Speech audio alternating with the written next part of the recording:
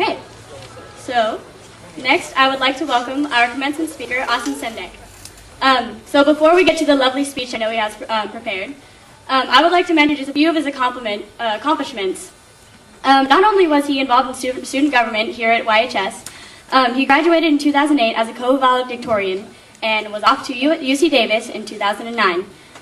There, while majoring in chemical physics, he started a petition to have the word hella designated to be the scientific prefix for 10 to the 27th power, which got 60,000 online supporters, and the Sacramento News and Review named him one of the most interesting, inspirational, or important people in the Sacramento area for 2010. Wait, there's more. In 2011, he worked in Washington, D.C. on energy policy. For his honors thesis, he created a computer program to stimulate brain cells for those with Alzheimer's disease. He then received the UC Davis Physics Department Award for Outstanding Undergraduate Accomplishment, and in 2 weeks he will be graduating from UC Davis, where he is also giving the commencement speech. Ladies and gentlemen, Sendek.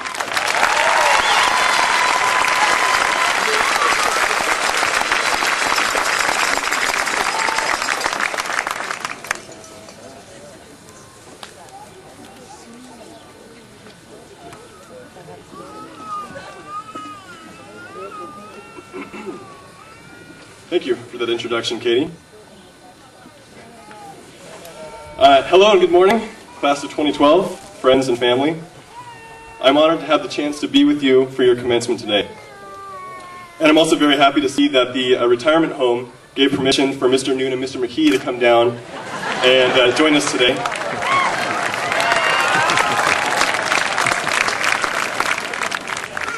But seriously, before I begin, I'd just like to say that Mr. McKee and Mr. Noon have been hands down some of the best teachers that I've ever had, and by far some of the most inspirational, intelligent, and dedicated teachers that YHS has ever had. So let's give them a hand.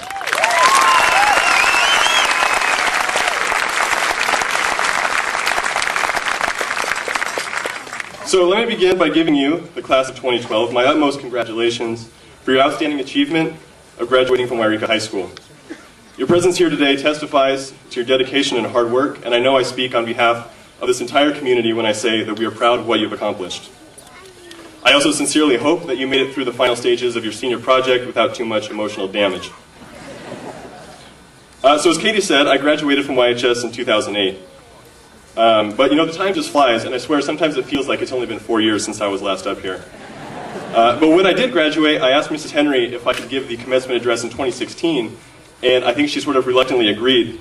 So I'll just say it feels good to be 4 years ahead of schedule. So 4 years ago, I sat right where you're sitting today, feeling the same mess of conflicting emotions that you're probably feeling right now. On one hand, happy that high school is over, but on the other hand, sad to see it go. Confident in your abilities, but uncertain of how you might best apply them. Excited about the future, but nostalgic for the past. Eager to finally shake Mr. Alexander's hand, but worried he might squeeze your hand too hard and break off your fingers. This is a big moment in your life. Now, I certainly don't have it all figured out. I can't tell you what the future holds. And I can't tell you about anything that happens after the age of 22, as it were, with the exception of a receding hairline. But despite that, I know this much. Number one, that a receding hairline is a perfectly normal condition. It happens to 1 out of every 4 men before they're 30, so don't worry about it. And number two, that your life will inevitably change after your high school graduation, and how you respond to these changes is critical. I'm sure you've all heard the saying that today is the first day of the rest of your life. Well, never has that been truer than it is today. That's because today you begin a novel stage in your life where you are the only one in the driver's seat. After today, school is no longer mandatory. There's no list of required reading. No one will force you to write poetry or to reflect on a red wheelbarrow glazed with rainwater beside the white chickens. You will be responsible for your own intellectual, creative, and personal growth. Now, this is a big change from how things have been, and the next few years may be challenging as you learn to adjust to it. You might also find yourself facing unfamiliar cities, new jobs, or many other changes. So to help you face these upcoming changes, I'd like to tell you a little bit about my experiences over the last 4 years and what I learned from them. So despite the very obvious generational differences between us, due to our large age difference, just to give you an example, when I graduated, we didn't have iPads. So we actually had to check our Facebooks on our iPhones, which, I mean, that's so 2008 now. But despite that, it is my hope that something from the experiences that I've had as a Yreka minor in the adult world will resonate with you and help you down the road. So there are 3 lessons I'd like to share with you today. I'll begin by telling you a little bit more about myself. As I mentioned, I graduated from Yreka High School in 2008. Since then, I've been studying at UC Davis, and in 2 weeks, as Katie said, I'll be graduating from there. So if you're wondering, chemical physics is basically just what it sounds like. It's a field that uses, in a nutshell, uses what the physics that you learned in Mr. O'Connor's physics class, plus the math you learned in Mr. Tran's calculus class, to explain what you learned in Mr. Noon's chemistry class. So you guys are halfway there already. When I first began at UC Davis in the fall of 2008, I quickly learned 2 things, which doubtless you will learn yourself. First, that people from San Francisco actually think they live in Northern California. And second, that nobody has any idea where Yreka is. There was one person in my dorm freshman year, the only person that knew where Yreka was, and the only thing she knew about it was, and I quote, "That's where hardy people come from." So moving to Davis had definitely thrust me into a new environment. I remember my freshman year, there was only one night out of the whole year where the temperature actually dropped below freezing, which is definitely a big contrast from winter time here. I distinctly remember that day because when I woke up in the morning, I was really surprised to see frost on the grass outside.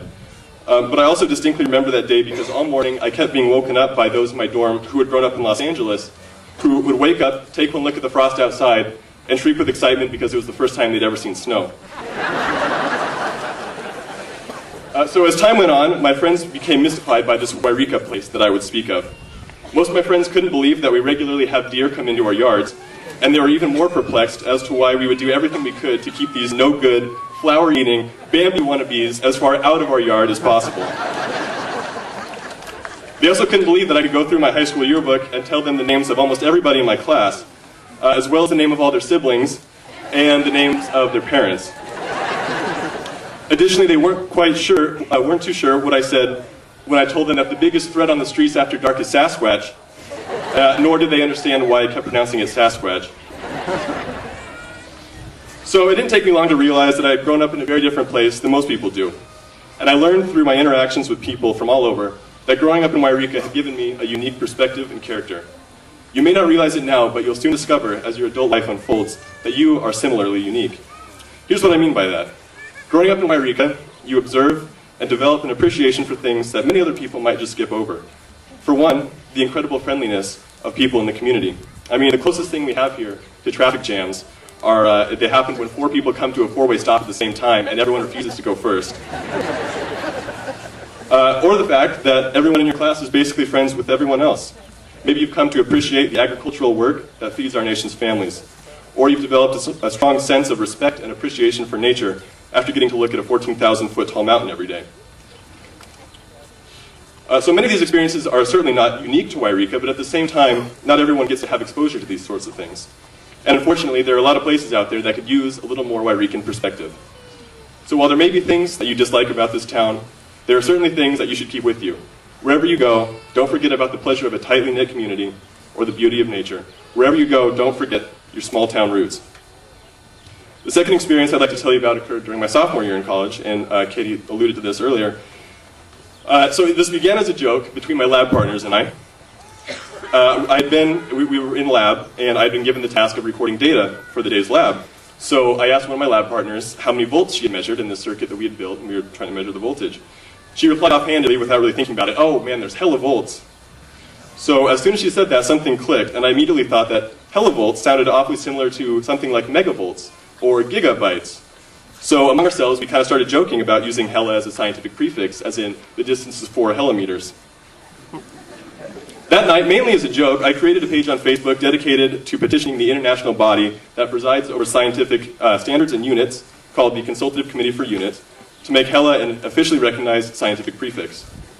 I discovered that the largest number with the prefix was 1 septillion, which is a 1 with 24 zeros after it. So I decided to make a hella unit 1 octillion, which is a 1 with 27 zeros after it. This is a very large number.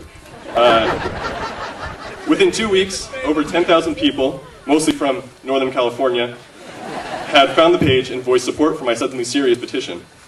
Long story short, The news spread like crazy. The UC Davis school newspaper ran a story on this new UC Davis-born movement to integrate California slang into the scientific lexicon. After that, the Sacramento Bee caught wind of it and ran a story on it, and before I knew it, I was doing interviews with the Los Angeles Times and the New York Times. I even ended up on Canadian and Australian radio shows. I don't think they got the joke, but they asked me to come on anyway. One of my professors jokingly dubbed me the most famous physicist from UC Davis, although I'm not sure if that's a compliment to me or an insult to the UC Davis physics department. But by the end of it, the petition had over 60,000 supporters throughout the world. Now, unfortunately, this story ends with hella still not being a scientifically meaningful term. Surprise, surprise. But here's how it does end. 6 months later, in September 2010, the Consultative Committee for Units had a meeting in Paris. After the meeting, the committee president, who's a chemistry professor from England, told me in an email that he had brought up the idea to the committee, that all of the committee had a good laugh from it, but that ultimately they voted the idea down. A little disappointing, yes, but not entirely unexpected. I was mostly just made happy by the fact that the world's top scientists had actually just sat around a table in Paris and debated whether a helimeter should be a real thing. So, thank you.